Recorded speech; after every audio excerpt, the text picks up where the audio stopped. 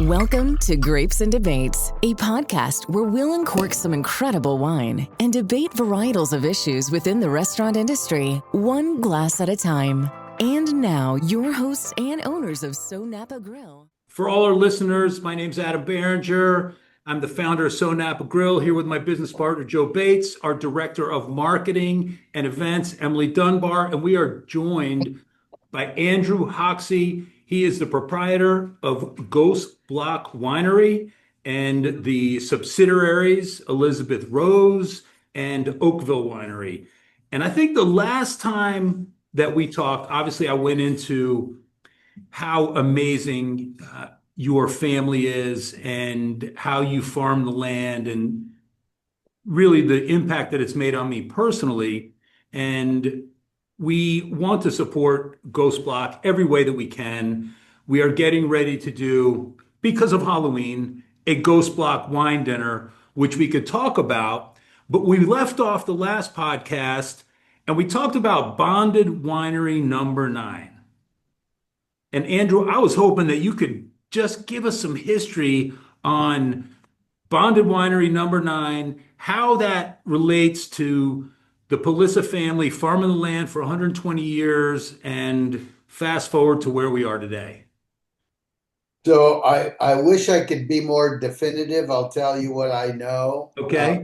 But before we get started, have you seen the picture of the black cat wrapped around a Ghost Block wine bottle? I have not. I have not. You need that if you're going to do anything with Halloween. Okay. Ghost Block. I will have somebody send it to you Please before do. the end of the week. It is Okay. fabulous. I forget who originally did it. They had to put a little catnip on the bottle or something like that. And this thing just curled around the bottle. It was a great picture. So Bonded Winery number 9. So as we know, Napa Wine Company was originally started as a winery called Nouveau Medoc by two Frenchmen, both Jeans, Jean Brun and Jean Shax. I don't know what their original bond. It started in 1877. I don't know what their original bonded winery number is, but I'm relatively certain that bonded wineries can be transferred from place to place. But once given up, they can never be replaced. So the example that I will give you is Bonded Winery number 9 has always reputedly been Buena Vista. Augustine harassed these. They lost either in sales or they closed down during Prohibition. They lost the rights to that name. So at this point in time, Jean-Charles Boisset has a completely different bonded winery number.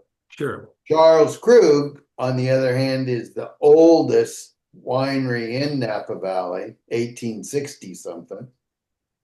And their bonded winery number is 125. Huh. So, they're much older than us. How did we get bonded winery number 9? I have no idea.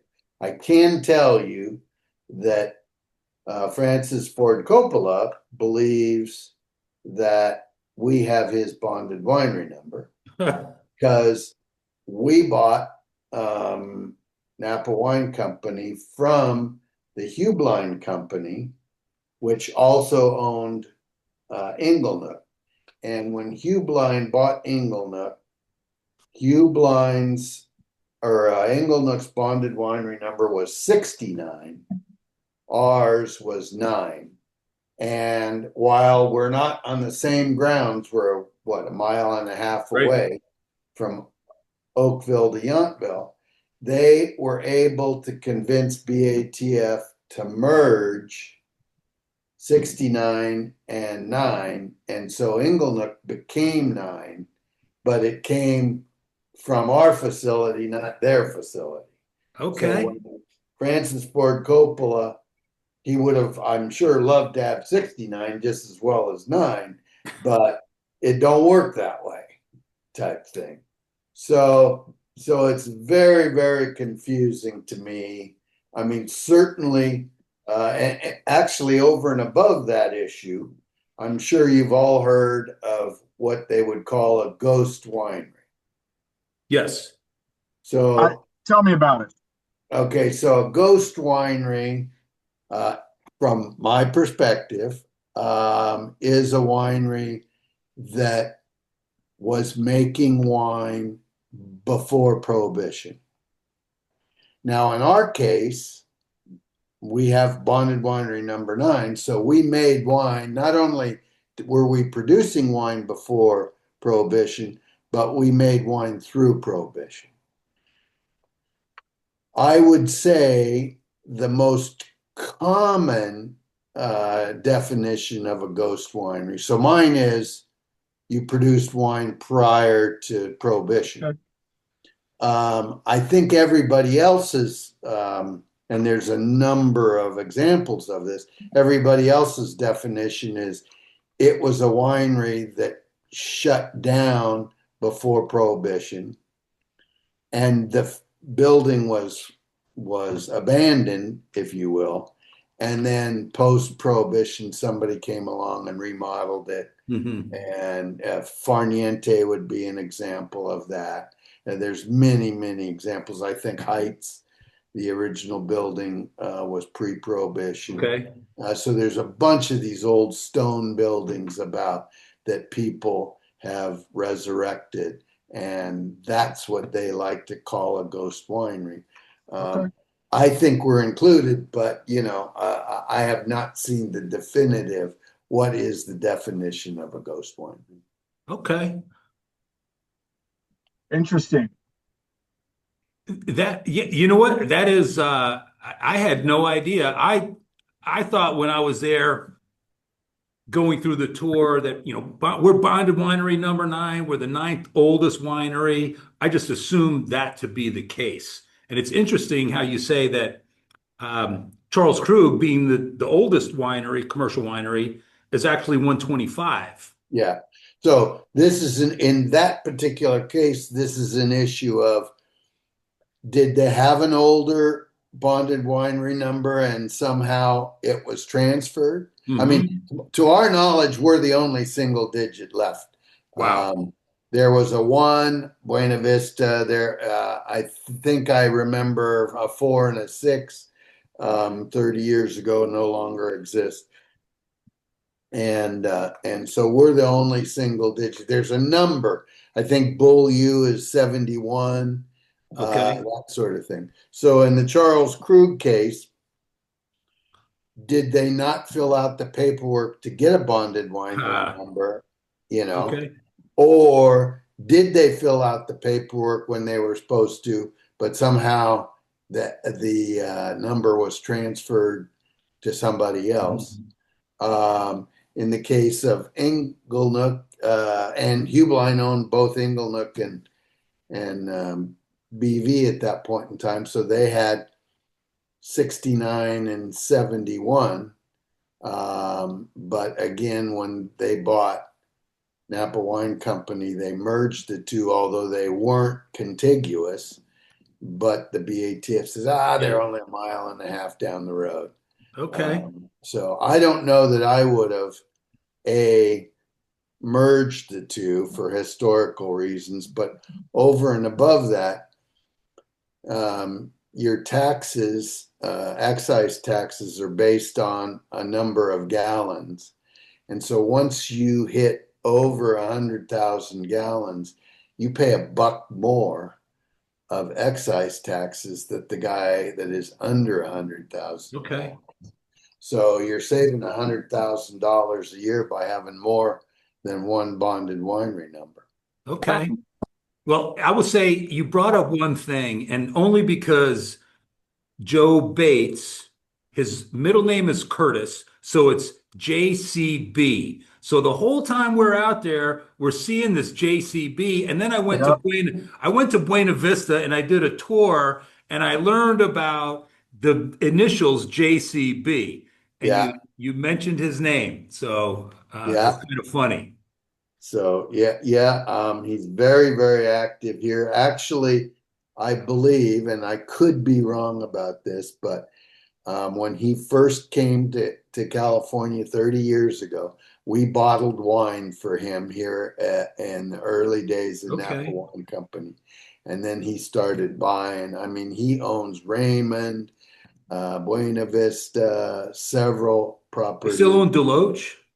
Yeah, I know the, Deloach. yeah. Um, Okay. he And is he's married to Gina Gallo, right? he is. Yes.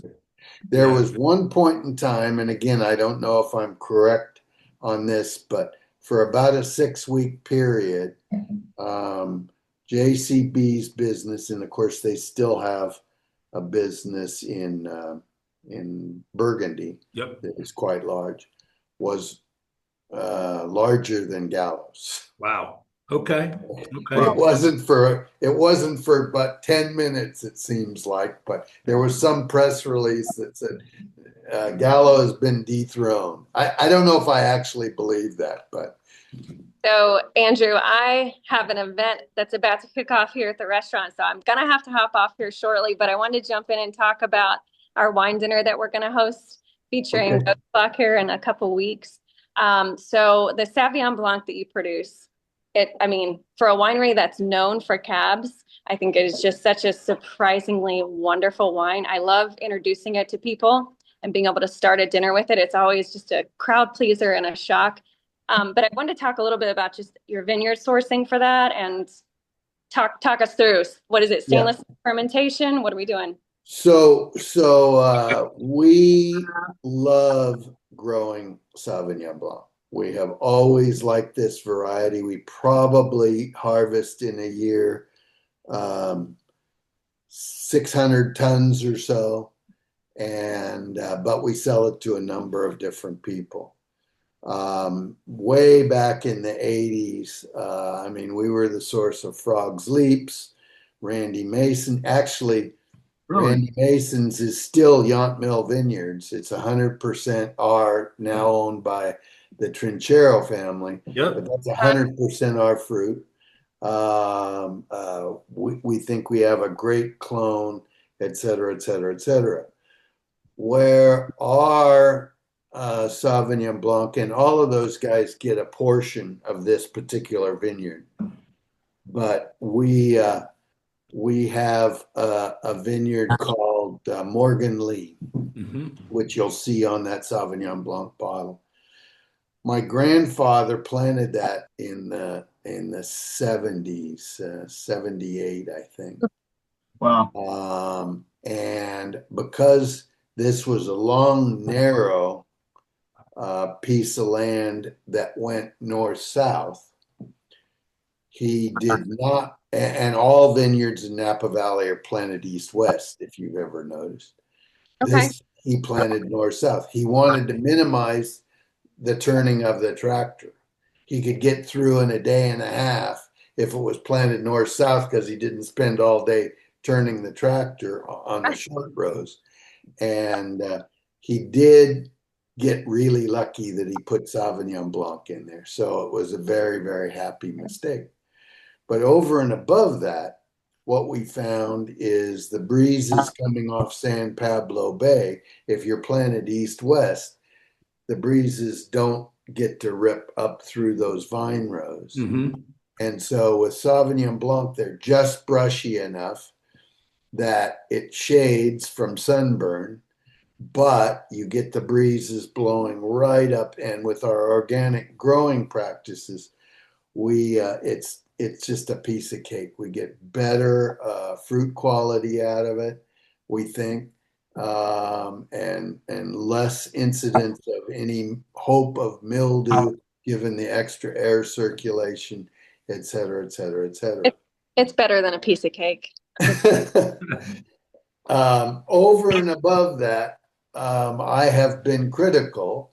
I don't know if you remember in the 70s and 80s that Sauvignon Blanc would burn kind of all the way down. I think it was a compound that came from not getting enough sunlight to the fruit, called putrescine or something like that.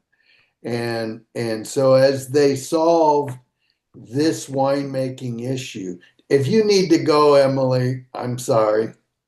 I'm sorry. I hate to jump off. You are one of my favorite people to talk to, but I will jump off and let you gentlemen stick to it here. But Andrew, thank you again. You're such Wish your guests my best. I will. I will.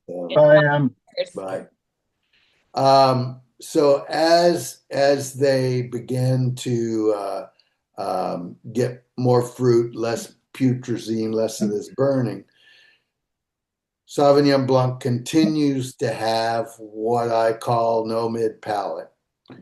And there are a couple of ways of doing that mid palate thing, filling I call it a donut hole, filling the mid palate. The most common is put it into wood. And of course, from my perspective, wood fouls up the fruit component. Right. And so what we've done is we will put it into wood, but very old wood. But we also put the lees in that from the fermentation. And lees, the dead lees yeast cells, look like pancake batter. And we put from the bottom of a stainless steel tank, we'll put into old oak barrels the lees and wine. And every couple of weeks, we will mix the lees up into the barrel. So mix it up, then it naturally settles out. Mix it up, settles out. So Andrew, that's pretty common for That's pretty common for Chardonnay, but it's not very common for Sauv Blanc, is it? Well, no, I don't think it is very common. It obviously adds a little bit of expense to the whole process. Sure. And actually, my biggest issue, I think it makes a much better wine, but my biggest issue is that Sauvignon Blanc is known as a cash flow wine. And so you make it in September and release it in March. As you know, our Sauvignon Blanc is not released until September the following year. So it's a year old. This Sur Lie process is about an 8-month process. Wow. And so I was afraid that the public would look at a wine when everybody's else is out of Sauvignon Blanc, we're releasing it. And they would say, oh, what's wrong with this wine? It has not been the case, but initially, coming September, you want to be out of last year's crop, and of course, we're just releasing it. Well, I will tell you that we had, we've got 3 restaurants here in Florida: New Smyrna Beach, Ormond Beach, Jacksonville Beach. When I had that Sauv Blanc, I came out there in 2023. I had that Sauv Blanc, came back, we put it on our menu. And invariably, somewhere along the way, they were like, hey, listen, we only got, 50 cases left in the state of Florida. Then it was like, hey, we got 25 cases left in the state of Florida. Then we're like, we are out. Yeah. I mean, that Sauv Blanc was so good and so well received by all of our guests. And you got to stop selling to Randy Mason.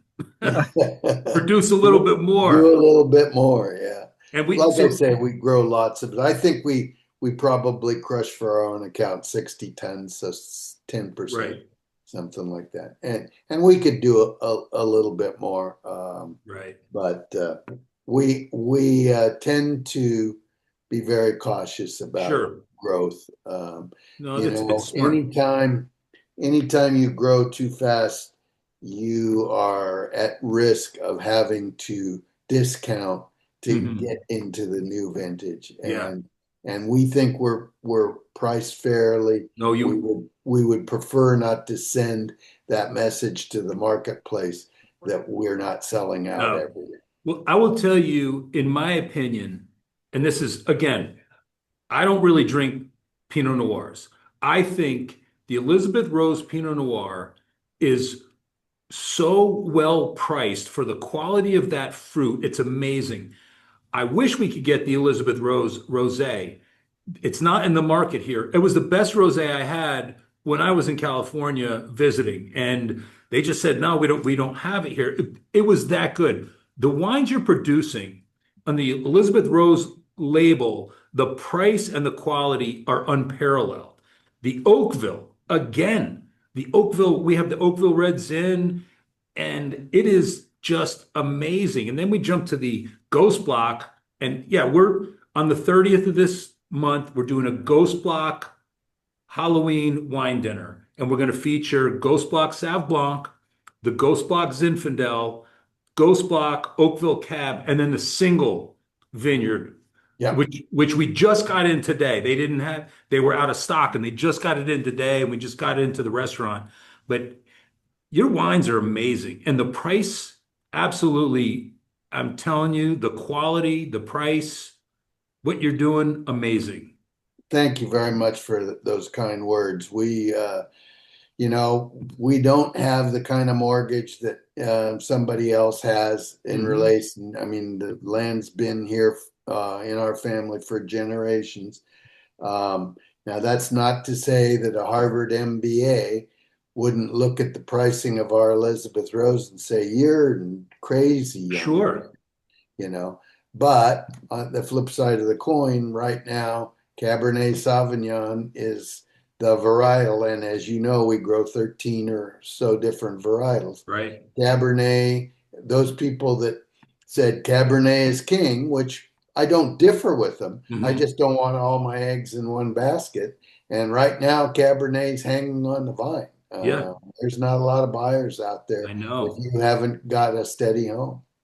So are you, from our standpoint, when Joe and I were just out there, and we visited a lot of wineries. We were at the Chapelets, we were at the Trefethens, and just hearing from families to say, man, it is a tough environment with the younger generation not drinking wine, the older generation drinking less, and then you have THC infused beverages, seltzers, or not drinking at all.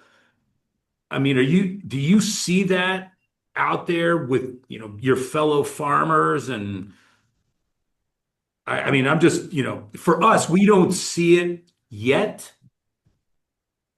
Yeah, I do see it.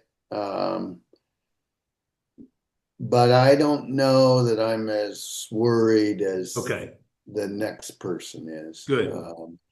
The first point I will bring up is we've seen these highs and lows. I mean, this last run has been terrific. Usually our cycle is something slightly less than 10 years. But I think it was almost 20 years that it was just a roller coaster, wonderful market for it. Right. That's attributable. You almost can't believe this, but that's attributable to the fact that almonds, walnuts, and pistachios have been so good for so long that people were not pulling in the Central Valley, not Napa Valley. We're not pulling those crops in favor because the highest and best use was nut crops. Sure. All of a sudden, the water shortages hit us, and the market tanked for the nut crops. And so now all of a sudden, people were, say, 4 or 5 years ago, started to plant wine grapes. Wow. Now, and there are farmers in Napa Valley that will say that we don't compete with Central Valley. I beg to differ with you. We're all, in some ways, I've always been active with the California Association of Wine Grape Growers, just because we are, now, we get a completely different price than they do for a ton of grapes. But when something having to do with labeling passes, I'll give you an example, wine coolers.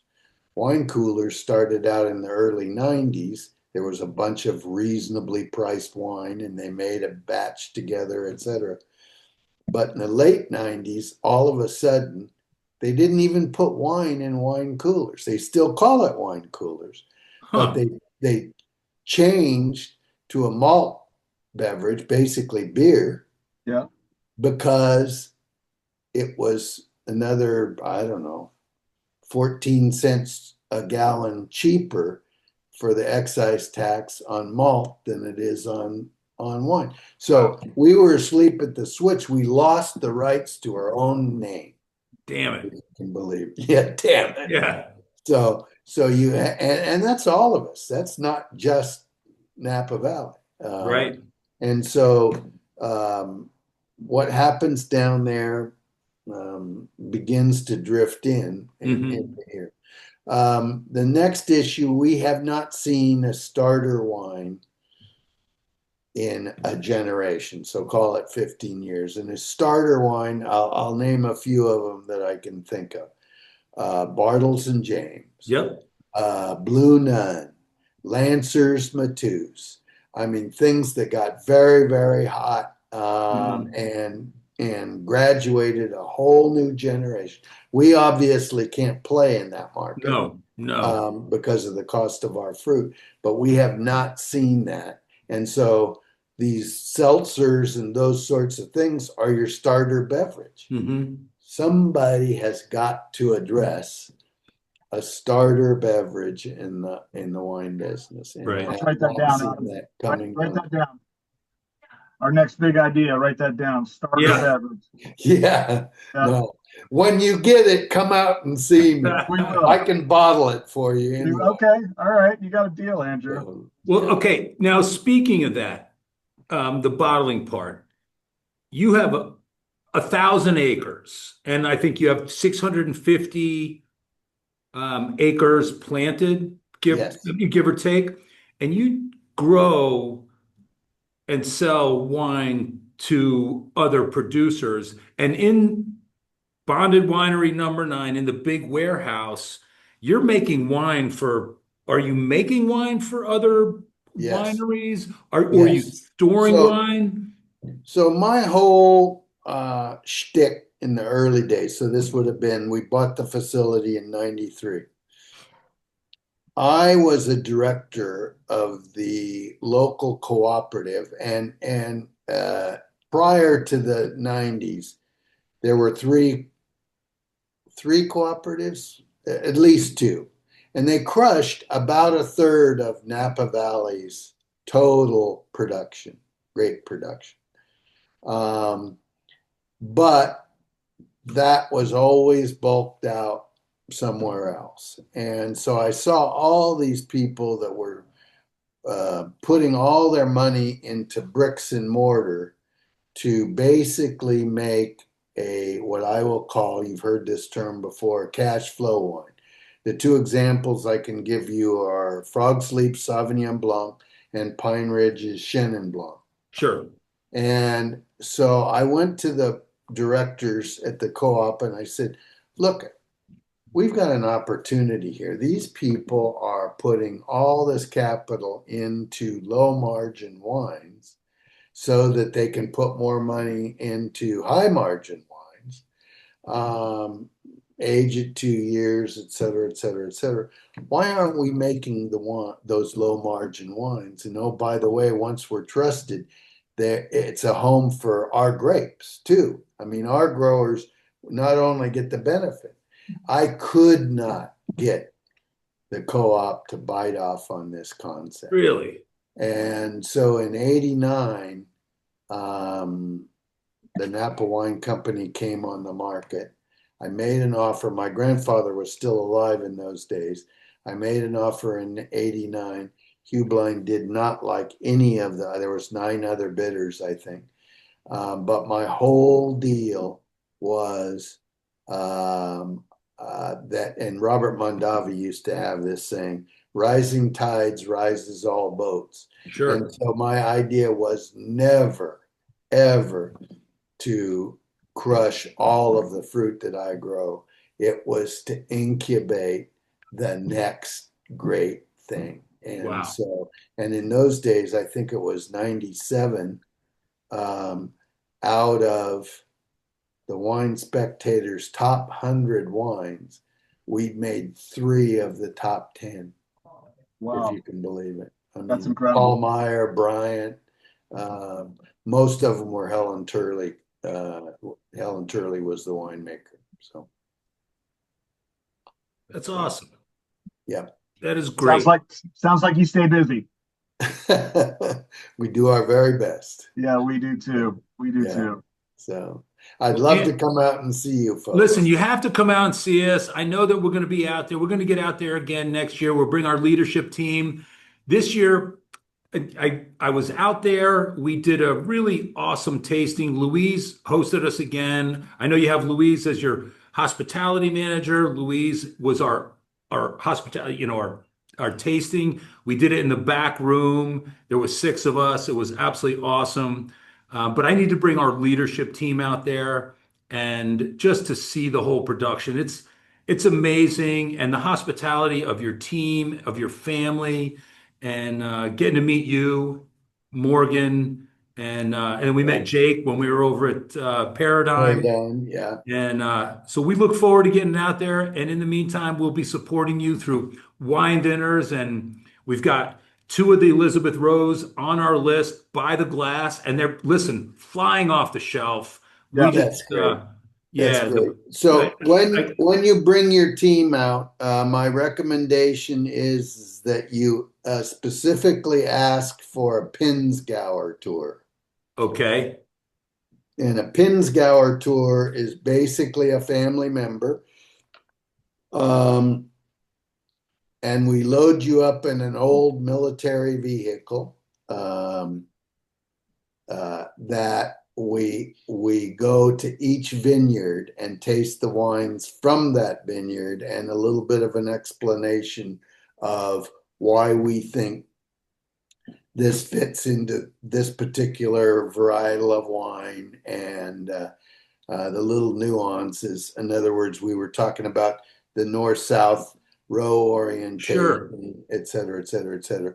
I mean, the other thing that would be very interesting is the 2 different Ghost Block Cabernets that we have. One, they're this same soil type, same rootstock, same clone, but one gets morning sun, one gets afternoon sun. And so we get to look at the difference. They're not 900 yards apart, but there's a big hill in between the 2 of them. And so a little bit of an explanation of what we think's going on there. We could be wrong, but Andrew, where'd you get the Pinzgauer? Somebody. Not everybody has one of those parked in their garage. Yeah, no.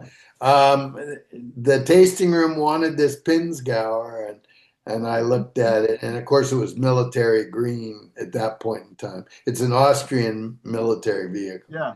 And I said, oh God, this does not look like a good idea at all.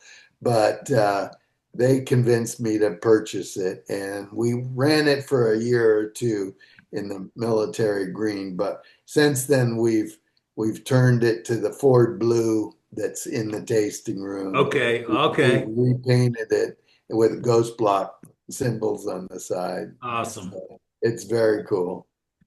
Well, Andrew, we want to thank you so much for joining us this afternoon. We're going to take a lot of pictures, post it to social media for the 30th. We're going to post this. This podcast is going to go out on, we're going to release it Monday. And any one of our listeners, if they come in on Monday, what's next Monday, Joe? The 20th? The 20th. Sure.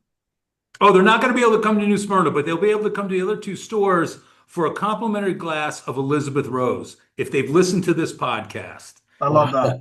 Yes. Andrew, have a great afternoon. Thank you. Yeah. Thank you for everything you're doing out in Napa Valley. We're excited to be part of everything that you're doing. Thank you so much. It's a pleasure to be here. All right. Have a great day. Cheers, my friend.